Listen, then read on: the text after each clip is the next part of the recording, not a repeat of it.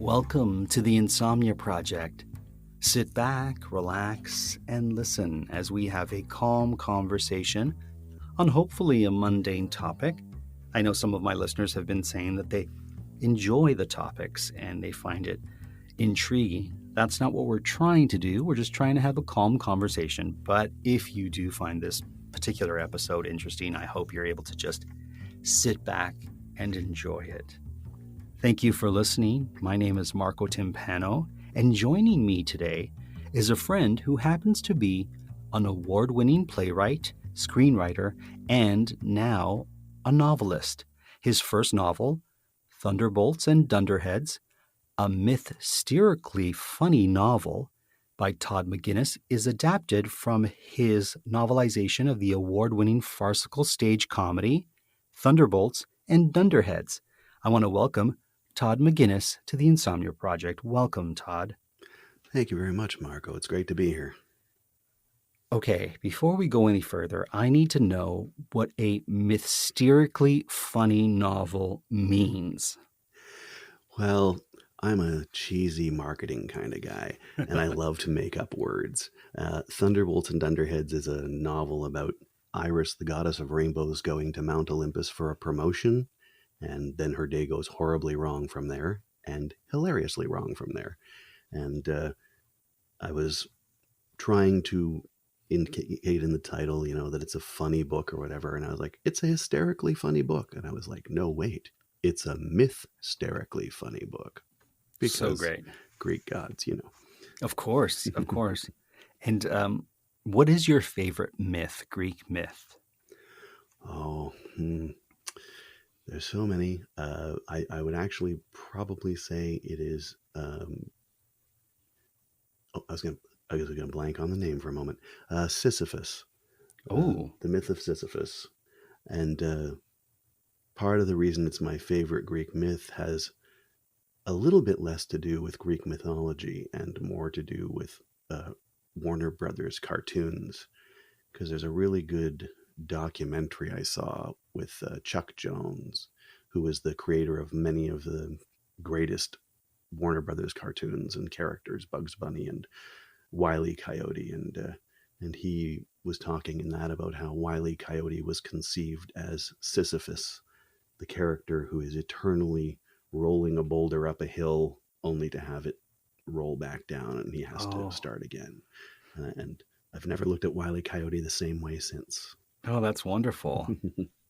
Your book is available on Amazon if anyone wishes to go out and read this mysterically funny novel.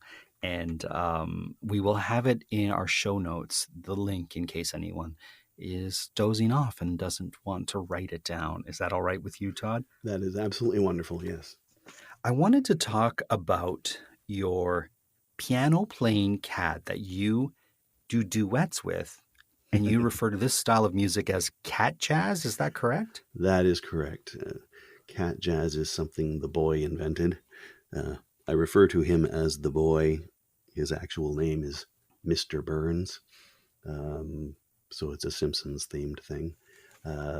He's a very, very affectionate and very curious orange tabby. And I've been teaching myself piano for quite a few years now, and I go down and sit and practice and enjoy playing. And for a while, he used to sit on the piano bench beside me and just sort of stare at my fingers as I was playing piano. And then he sort of moved on to kind of meowing at me while I played piano. Okay. Which made me wonder if he was trying to sing along. And then it evolved to him jumping up on the keyboard at random points and walking around on the keyboard while I'm playing piano. And I was like, are you trying to jam with me? Is that what's happening? And what would happen is every once in a while we would have a day where I'd be, if you get practicing on piano and you get really into what you're doing and you're playing a song, and, I'm having a day where I'm going to get through this whole song without any mistakes.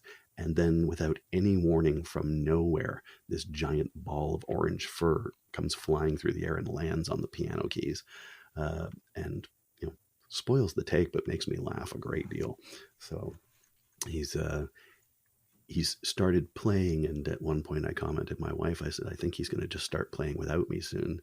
And Oh my one night we goodness. were lying in bed, I think we were just drifting off to sleep, and suddenly some very loud piano playing started happening. Yeah, he's taken to improvising on his own. He doesn't need me anymore. Is there a particular jazz artist that Mr. Burns is into?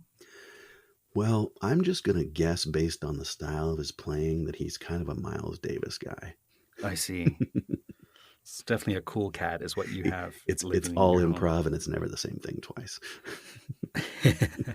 I understand you also play fetch with your cat, which is something unusual as far as, cat and human relations goes. Absolutely. Do you have any pets? No, we don't have a cat or a dog in the house, but my mom has a dog, and we often refer to the dog as our pet. Mm-hmm. He's the best kind. He's like an adopted one that you can send home when you're done with That's him. right. Yeah, we have our boy likes to play fetch with those little balls that they sell in the pet stores for cats, the little ball with a bell in it. It's And kind of like a little plastic cage with a little bell inside that, as it rolls, the bell continues to jingle. exactly. Okay. And you know, a lot of people are sort of like, why do they even make cat toys? Because cats generally don't play with cat toys. We got a few when he was very small, and we had a few from previous cats that we'd had. And initially, he never played with cat toys. He'd only, like many cats, he would only play with things that he wasn't supposed to. The mouse of your computer, pens, binder clips, cutlery on the table that should be on the floor, that sort of Right. thing. So, typical cat. And one day I was working on a play with my writing partner at the time, and we suddenly heard this ball with a bell in it sort of bashing around downstairs. And we sort of looked at each other like, what's going on? Cat came walking up and brought the ball over to me and spat it out like Okay. like a dog, like dogs that I'd had when I was a kid Sure. would do. So I picked it up and I threw it, went down through down the stairs into the downstairs area. He ran after it like a maniac and came back, and I thought, he's a cat. That'll be it. Like 13 retrievals. Wow. I've had several dogs, and the ones that I've had, they fall into two camps.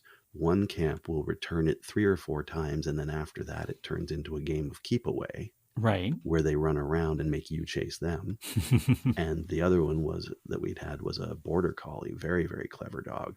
And if you threw a ball, he'd run and get it and bring it back to you. And if you threw it again, he'd look at you like, that's weird. And then he'd run and grab it and bring it back again, but slower. And if you threw it a third time, he'd look at you like, what's your problem? And then he'd walk over and lay down beside the ball. His attitude, I guess, was, well, clearly you don't want this. You keep throwing it away. So I figured I'll Right. just lie here and let you know where it is. But yeah, so Mr. Burns frequently plays fetch for long periods of time. And Wow. it taught me something about the mindset of cats, which is sometimes you start playing with a cat and you think, oh, they're bored, they're done. And then you go off for 20 minutes and do something else, and you come back, and the cat picks up the game where you left off. And I'm like, wow, they're the opposite of dogs. They have the opposite of whatever ADD is. It's 20 minutes later, he's like, okay, let's keep playing. I Right. was like, oh, really? I thought we were done with that game. Yeah, they have a very long attention span. So, which I It guess sounds like you have a very special cat. he is a pretty special little boy. He actually adopted us out of the forest up at our family cottage. Oh, really? Yeah, we found him. We didn't find him. He found us. I was we had some friends over and we were barbecuing, and I heard this really loud meow, and I looked, and coming out of the woods over on our neighbor's property, I heard this loud meow like there was a cat coming, but I couldn't see it, and the meow kept getting closer, and I still couldn't see it. It was closer, it was louder, and then I suddenly looked and realized there was this teeny weeny little kitten who was racing towards us. He was scrawny as anything. He was very, very hungry. And anyway, yeah, he came right out of the forest. I obviously smelled food and thought, well, I guess these people will feed me. And so he ran over and ran up onto the deck, immediately tried to nurse from my friend's dog, Okay. which fortunately the dog was a very good-tempered Sheltie, and mostly just looked at the little kitten like, "What are you doing? You're just trying to cramp my mooching style." So Right. anyway, but anyway, so we picked him up, and he was this little scrawny, teeny weeny little ball. We took him in. I immediately knew we were adopting another cat, and Right. anyway, so we kept him and took him to the vet, and the vet was astounded because he said it's pretty impressive because he said there's no way he's more than 7 weeks old, and he said based on the number of ticks that I had pulled off of him and the fleas and various other things that the vet sort of looked at, he goes, I'm pretty sure he's been on his own for at least 2 weeks. Oh, He goes, wow. anyway, but Well, that's wonderful. What a wonderful story of how Mr. Burns came to you and the fun that you two have been having, yes, both playing fetch and playing jazz, which he I is. think is incredible. He has just arrived in the room and decided he wants to be on the podcast. Oh, that's not never a problem for us. We love pets. Oh, and I think I just heard him. Did you hear him? Yeah, Yes. that's awesome. Todd, you also, I guess he right on cue too. What an intelligent cat, I have to say. He's a real showboat. He's a Wow. show. He has now Wow. climbed up and is hanging over my shoulder. So if that Amazing. spoils the audio, let me know and I'll get rid No, of him. it should be perfectly fine. Let me ask you this. You also like to sculpt out of, is it FIMO or FIMO? Yeah, Fimo. It's a modeling clay. It's been around for a long time, and back in I don't know, long time ago anyway, 90s, late 80s, 90s. A friend of mine, his older brother, is an incredibly talented artist, and he made all kinds of neat little crafts with this modeling clay. And it's a modeling clay that comes in all these different colors, and you can combine them to get like sort of neat marbly techniques and so on. But the beauty of it is when you're done modeling, it's like plasticine. And when you're Okay. done creating whatever you create, you just bake it in your oven at a fairly low heat for about 20 minutes or half an hour. And then suddenly, like it hardens into, a finished product. So you can make some, you can keep remolding it until you've got it right. And then you can basically just bake it in the oven and harden it. And the next thing you know, you've got a finished little sculpture. So your oven acts like a kiln in a certain sort of way. Exactly. Yeah. Oh, wow. Yeah. So which is nice because it saves you the kiln fees Right. of real sculpting. And yeah, so I was just intrigued by that because I remember one of my earliest memories going to school. I think it was the first day in kindergarten was that they had plasticine and they let us play with plasticine. Sure. And I was transfixed. I loved modeling things. I remember making what, in my mind, in my recollection, was a perfect replica of the Flintstones car in Oh my plasticine. goodness. Sure. And I think I made a Flintstones house out of plasticine, and I was very into the Flintstones, I guess. It And sounds like it. yeah, and so anyway, those were in the days when it's like you walked home from school at lunch, you had a sandwich while you watched the Flintstones, and then you walked back to school. Yes. And that was a thing in my neighborhood. So anyway, yeah, it was this fantastic thing that I loved working with. And then, as happens, you grow up, you find other interests, and you forget about things. And then all of a sudden, one day, I saw my friend wearing this really interesting looking brooch that sort of looked like a really old man's face, but it was incredibly detailed. And that was when he told me that his brother had made it, and he made it out of this substance called Fimo. And so I bought some Fimo and started working with that, and made a bunch of those. Made a bunch of weird looking heads and all kinds of little sculptures and Christmas tree ornaments and little gifts for people and stuff like that. So I find it very relaxing. Oh, yes. It's a very Zen-like thing to work with. It's very tactile, and I just really enjoy working with it. And I remember when I was a kid, there was this advertisement for this modeling clay called Das modeling clay. I remember that. And I remember I wanted it so bad and never ever got it. I remember it being quite pricey. And Yes, it was. And I had the same experience. I remember seeing okay. ads and I was like, I really want that. And I didn't get it because it was pricey. Yeah, and I don't know where it was from. I want to say like a Scandinavian country because I always remember the commercials being a little bit different than what we were used to. Mm-hmm. And that's the only recollection I have of that particular modeling clay. I think I remember it being gray. Like it wasn't, I believe with Fimo you can get different colors. Yes. But with this one here was just like a gray or a terracotta kind of color. Yes, and then you were meant to make things out of it and then paint them.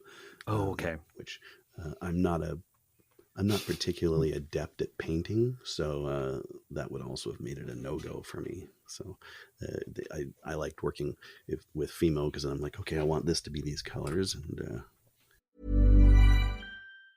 You're a pro at running your life, at committing to your workout, at showing up every day. At Bombas, we're pros too. Pros at making socks. Our sport assortment has specialized socks for whatever sport you're committed to. Running, hiking, golf, Pilates, and so much more. Made with sweat-wicking yarns, blister-fighting details, and targeted arch support. Bombas Sport is pro-level socks from the pros of socks. For another pro, you. Go to bombas.com/audio and use code audio for 20% off your first purchase. That's bombas.com and use code audio.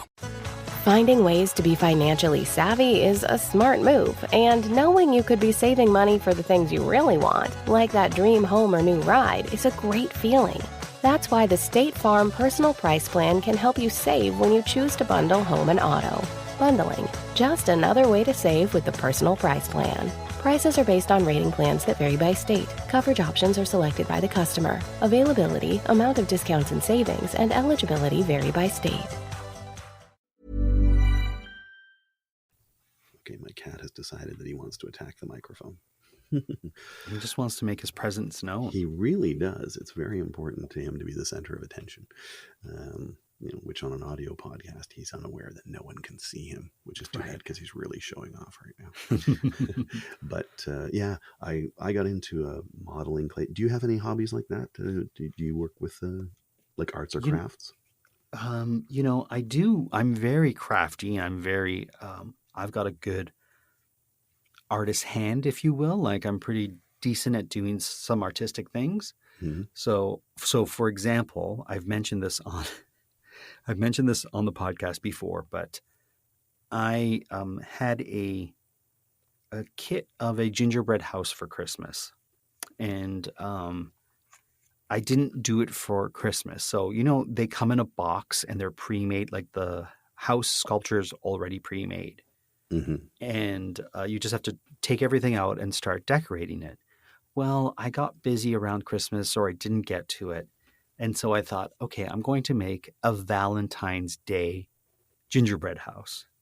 So this morning I got up, opened the package. It was, of course, sealed in like a cellophane or like a cling wrap. So it was still fresh, I guess, fresh enough. I don't think gingerbread necessarily goes bad, but anyways, it's February now and I'm doing something that I should have done in December. But I started decorating and putting little cinnamon hearts all over it and those little candies that say "Be Mine" or "Marry Me" or whatever it is all over it.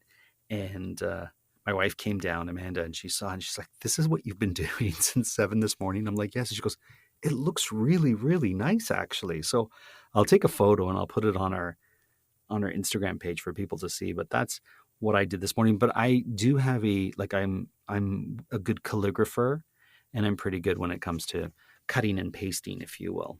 Oh, that's excellent. Yeah, I admire people who can do calligraphy. My handwriting started out terrible and got worse as life went on. So I can occasionally, I actually had a calligraphy set at one point, and I worked on practicing it, and I would find that the problem seems to be patience, because I could make, with the right head of the pen or whatever, I could shape the right capital letters, and I could make each individual letter look nice. when I was doing on the practice pages, you know, they give you those practice pages with the lines and the examples. And I'd be, oh, okay, I can do this. And then I would get, you know, the proper piece of stationery and attempt to write on it. And I would get about 3 letters in, and then my hand would do something weird. And I'd be like, I clearly would make a terrible monk in the Middle Ages. It'd be like, who drew this? This is a sacrilege. You have ruined the Bible. You cannot go on. You cannot go on scribing. Yes. Get out of the monastery. Perhaps unless you can brew beer, get out. But yeah, so that was not my writing. Calligraphy was not my forte, but that's the beauty of sculpting, especially with materials like Fimo or clay, what have you, is you're shaping it into what you want. And if you make a mistake and it isn't what you want, you can often repair it, reshape it, change it. You can just keep working it. It doesn't until you get what you want, as opposed to certain kinds of painting or drawing where if you make a mistake, you've kind of ruined it. Right. And I love that. I love the trial and error aspect of it. I did a plaster of Paris project last year for the first time. It took a sculpting class, and they had a couple of plaster Paris projects that you could do, and one of them was to bring in a bunch of items that meant something to you, and you sort of press them into the plaster of Paris, which is in a mold. Okay, and then so you have like a little square mold, and it's filled with plaster of Paris, maybe about an inch or two. 2.5 centimeters or so. So you took your various objects and you would press them into it when it was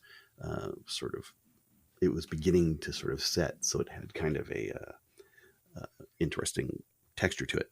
And so I brought in a bunch of items from toy items from my childhood, from a G.I. Joe set that I had. Okay. And I don't know if you'd remember this. This will, depending on the age range of, this will be a fun flashback for some people. G.I. Joe used to be a toy doll that boys loved, who was a soldier, and he was like a foot tall. He was quite tall. Much later on, they made little teeny versions of them. And there was a set you could get with G.I. Joe, which was the Curse of the Mummy's Tomb or something like that. It was the search for an Egyptian tomb. And it came with a little like Tutankhamun like sarcophagus and a bunch of archaeological dig tools like shovels and picks and so on. So I combined all those elements and I created this artifact with the sarcophagus in the middle and a pickaxe and a shovel, and used a little circle to create the impression of a sun, and I used some triangles to create the impression of pyramids. So I was creating something it's called a bas relief. I think that's how you pronounce it. And basically, so it's sort of a 3-dimensional picture. And then when I was done with it all, it actually worked out and it looked really good. And then I sprinkled it with this kind of copper paint and then brushed this other sort of copper sandy toned paint over it. And effectively what I did was I created a fake Egyptian relic from using impressions from a bunch of my G.I. Joe toys when I was a kid. And it turned out really nice. That's pretty amazing. It's a pretty cool artifact. I quite like it. I have it on display in the front hall. I'm very proud of it. It's my big artistic accomplishment. I love that kind of stuff, like, because you can make things that you treasured when you were a kid kind of come back to life in a different form. Yeah. And then admire them from a different perspective. Yeah, it was very cool. And I sort of, I included enough elements, I think. I think there was I also had a little owl statuette, little pewter owl statuette, which looks kind of like, I'm going to forget the name, one of the, in part of Egyptian mythology, there's an owl. Anyway, but anyhow, I want to say Horus, and I'm sure that's wrong. Anyway, I put this little owl as part of the picture and stuff like that. So there's the owl and the pyramids and the sarcophagus and the shovel and the pickaxe for digging and so on. It came out quite nice. It was That's wonderful. I find it's odd because you create something like that. It's very like I said sort of earlier, it's a tranquil sort of Zen experience. But what was interesting to me is that when I look at it, I recapture the feeling of creating it. It relaxes me just to look at it, which is kind of interesting. I didn't expect that kind of phenomenon. Do you find that when you look at anything that you've created, does it bring back associations for you? I did once. Those Ukrainian Easter eggs? They're called pinsky, I believe, Mm-hmm. where they're like intricate colors and intricate designs, and a lot of them have black as a major sort of color theme in them. Mm-hmm. It's very, you know, true to the Ukrainian traditions. And I always wanted to know how to do them because there used to be a sort of, I forget what they were even called, like a Heritage Canada commercial or something, where they were making these eggs in, I want to say Saskatchewan and northern Saskatchewan, where there's a big Ukrainian population. And I was always fascinated by that my whole life. And it turns out I happened to be in some store, some art store or something, and they were selling the wax and the tool that you need to make these eggs. And so I bought a book on how to do it. This was before you could find out how to do things on the internet. There wasn't YouTube at the time that I was making these. Mm-hmm. And I brought them home and I started to make these really beautiful, intricate pinskys or Ukrainian Easter eggs. And it's a long process. It's a long, arduous, painstaking process of putting wax on your egg, dipping it and dyeing it, and then taking it out where it has this color. Let's say it's all red. Then you apply wax on it again and you dip it in a different color, a darker color. And so whatever you covered with wax stays red, and whatever you've dyed now changes to the next color. And you keep doing that till you get to black and you dye the egg black. And then your egg is covered with wax. So you have to melt the wax off with a candle and not burn your egg, and just constantly wipe the wax off the egg until you reveal the design that you've made. And so Wow. each egg took me so long to do, and I have them in a little bowl, and they sit there, and they're really intricate. And I love looking at them because I remember how long and how painstaking, and they're really beautiful. And it was my only attempt at ever making them. And someone picked one up and broke it, and I was really upset by it because it had taken me so long to make, right? And I guess they didn't realize it, and they're fragile, so they shouldn't be played with. Right. But when I look at them, I remember everything that went into making them and how long it took. And I think I'll do it again, but it took so long, and I think I was cross-eyed by the end of it, that I haven't ventured into doing it again. But they do come out quite beautiful, and you are kind of proud when you see them. At least I am when I see them, my creations. Yeah, that to me is the real motivator, is the pride in creation. Like anything that I do, like even with like the book that I just finished, the Thunderbolts and Dunderheads. I designed the cover myself because in one of my many careers I've been a graphic designer, but I did and part of the reason I did it was because I didn't want to subject any perfectly decent, normal human who's a graphic designer to having to deal with me as a client. Right. Okay. Because I had a very, very clear idea of exactly what I wanted. And I think if you have a vague idea, you're like, hey, I kind of want a cover that suggests this or that, then you're a good client for an artist, because then the artist can try and satisfy your sort of vague idea.